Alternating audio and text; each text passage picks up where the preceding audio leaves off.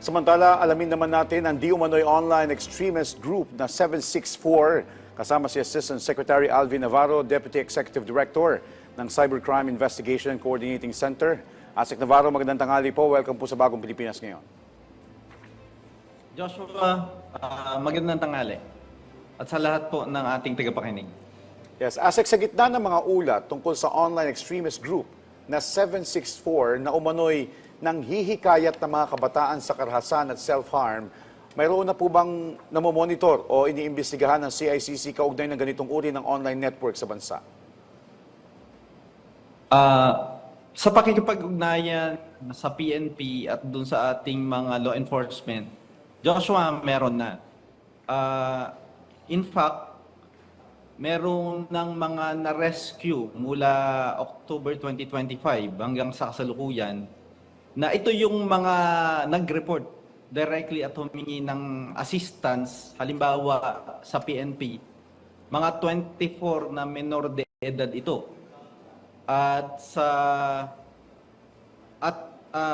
Given yung mga recent incidents na naiugnay dito yung mga itong grupo ng 764, pinag-iigting ang investigasyon patungkol doon sa mga adult groomer ng mga bata na sangkot dito. Asik, paano naman po natutukoy ng CICC kung ang isang online community gaming platform o social media group ay ginagamit na po sa pang-recruit ng mga menor de edad? Cheryl, magandang hapon sa'yo. To respond doon sa question mo, una, meron na tayong mga pakikipag-ugnayan sa iba't ibang law enforcement sa ibang bansa. Meron na tayong reference at dito sa domestically, meron na ring mga cases. Paano natin natutukoy na itong mga kabataan ay nare-recruit na? Una, yung mga na-rescue, sinasabi nila kung ano yung modus operandi ng recruitment. Halimbawa, patungkol dito sa paraan nila ay itatarget yung mga nasa social media, mainstream media, at yung mga halimbawa naglalaro sa mga online gaming platforms. Ito kadalasan yung mga violente ang tema. Kapag nitong mga groomer ang mga vulnerable na recruit, dadalhin na nila ito sa mga messaging platform. Ang mga nagagamit dito, babanggitin na natin para rin sa kaalaman ng ating mga kababayan, Discord o kaya Telegram. At dito na sila i-introduce doon sa initiation at kung paano sila magkakaroon ng membership status. Magsisimula yan halimbawa sa tasking o mambasag kayo ng mga salamin dyan sa komunidad ninyo. Tapos i-upload nyo at ipakita ninyo sa amin. Pag successful, pupunta na sa stage 2.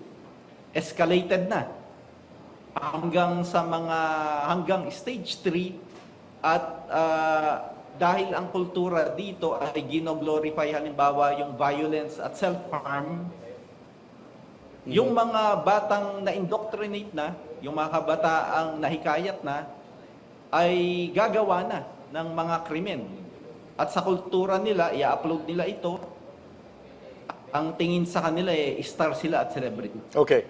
Asek, balikan ko yung nabanggit mo na, tama ba nasa 24 o 24 na menor de edad yung mga kaso dito sa Pilipinas, itong extremist 764 na involved dito sa grupong ito. Ano pong age bracket nito? Ano pa pong ibang detalye? Kadalasan po ay mga 11 to 17 years old dito, Joshua. Okay. Um, ito yung mga age profile ng mga na-rescue. Siyempre, Joshua, ito ay mga nai-report, di ba? May posibilidad na meron pang hindi na i-report. At yun naman sa aspetong iyan ay pinag-iig pa ng ating law enforcement. Yung monitoring and detection. Asik, meron po bang profile doon po sa mga tina-target po na doon po sa nabanggitin yung age bracket na 11 to 17? May specific profile po ba para malaman na itong batang ito ang pwede nating susunod na matarget? Cheryl, tandaan din natin hindi lang 11 to 17 kasi po pwedeng mas mababa pa yung edad. Ano ang sino yung mga pinupuntir yan, itong mga groomer? Yung mga bata na halimbawa may suliranin sa tahanan, nagkakaproblema yung mga magulang, yung mga may problema sa paaralan, halimbawa binubuli sila, o kaya ay may kinalaman sa mga grades, posible. At iba't iba pa, maging yung mental health issues o kaya yung pagiging loner o sobrang introvert. Hindi naman natin sinasabing masama yung mga ganun, pero kapag excessive, namo-monitor yun, na-profile yun nitong mga adult groomers. Okay. So sa panig po ng CICC, paano po natin itinataas yung kamalayan, kapwa ng mga guro at magulang na bantayan itong mga red flags na ito, yung mga nabanggit niyo po na maaari may family issues, bullying, o yung pagiging loner o introvert? Paano po yung koordinasyon natin? Joshua, ikakasa natin yung massive public information campaign. Siyempre, ito ay hindi lang, mas magiging mabisa ito kung masasangkot yung mga ahensya na may kinalaman sa pakikipag-ugnayan sa magulang. Halimbawa ay DSWD, yung LGU, at gayon din ang DepEd. Dahil siyempre, pumapasok sa itong mga kabataang ito. Siyempre, yung pribadong sektor din, mahalaga ang papel na gagampanan ng media patungkol dito. Okay. At iba pang mga ugnay na ahensya, Joshua. Okay. Now, kamustahin din po namin yung inyong koordinasyon naman dun sa mga social media platforms, sa mga mainstream gaming platforms. Since nabanggit nyo nga po na ang tinatarget dito yung mga naglalaro ng mga violenteng laro online at yung mga exposed din sa social media ng mga minor de edad. Kumusta po ang kanilang response? Para po dito, specifically dito sa 764 extremist group. Para mas malinaw yung nature ng pakikipag-ugnayan natin sa mga platform, sa mga gaming apps developers, ang napansin natin at ng mga investigador patungkol dito sa mga online games, kahit na pang-adult, halimbawa ang mga online games, nakakapasok yung mga bata, nakakapasok yung mga Kaya nga ang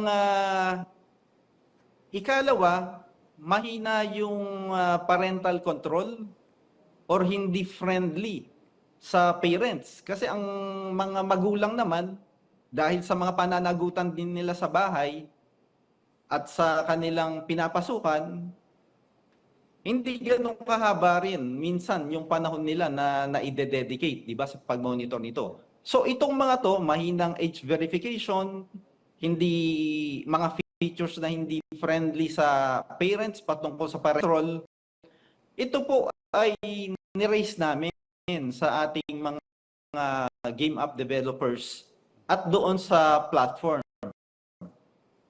We continuously engage them bagay na ito. In fact po, ang igting po namin yung pakikipag-ugnayan at nagtutulak po kami ng malakas na regulasyon, lalong-lalo na patungkol po sa pag-regulate ng platforms. Dahil sa ngayon po, walang mga legal representatives sa ating jurisdiction ang mga platforms na ito.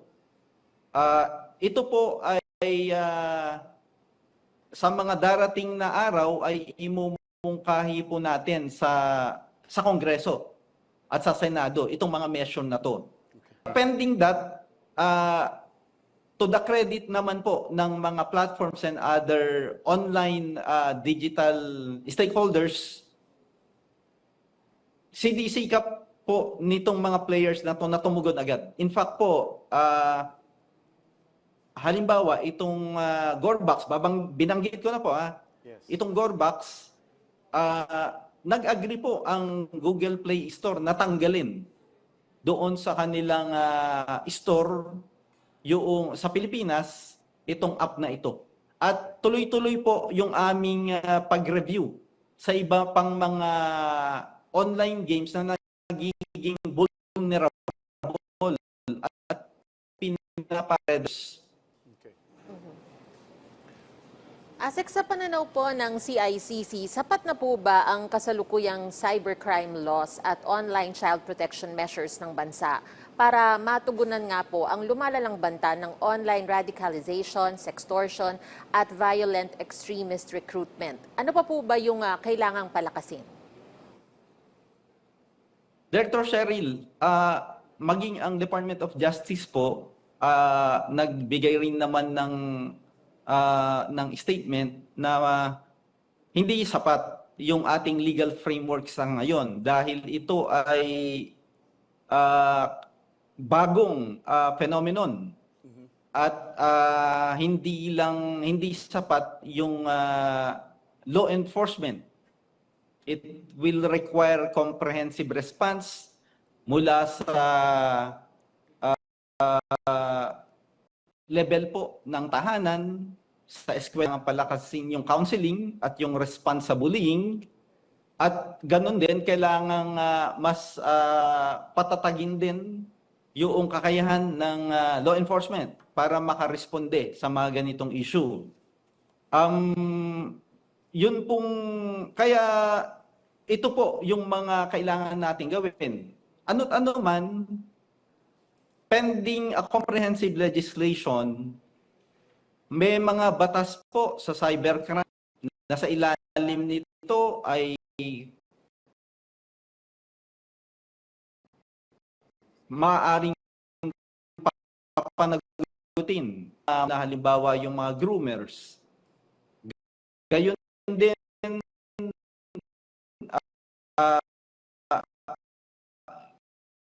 meron din namang batas patungkol sa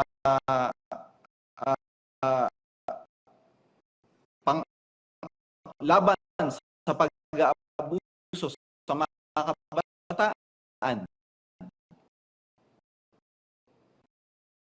Yun po ang mga Muli na lamang po illegal online recruitment, particular na for extreme. Kailangan po sa bahagi ng mga magulang na palakasin pa yung relasyon sa ating mga anak dahil hindi magiging sapat ang intervention halimbawa ng pamahalaan at ang mga magulang ang laging kasama ng mga kabataan. Kailangan ho nating ipakita, iparamdam sa ating mga anak na lagi tayong narito para makinig sa kanila, mabigyan sila ng panahon at oras. Sa bahagi naman ng kabataan, mas maging matalino tayo dahil yung mga gumagawa na ito, ang tanging layunin lamang, hindi yung kabutihan ng mga bata. Ang layunin nila dalhin ka sa maling landas. Yun lang, Joshua. Director Sheriff. maraming salamat po sa inyong oras, Assistant Secretary Alvin Navarro, Direct Crime Coordinator. Salamat din po.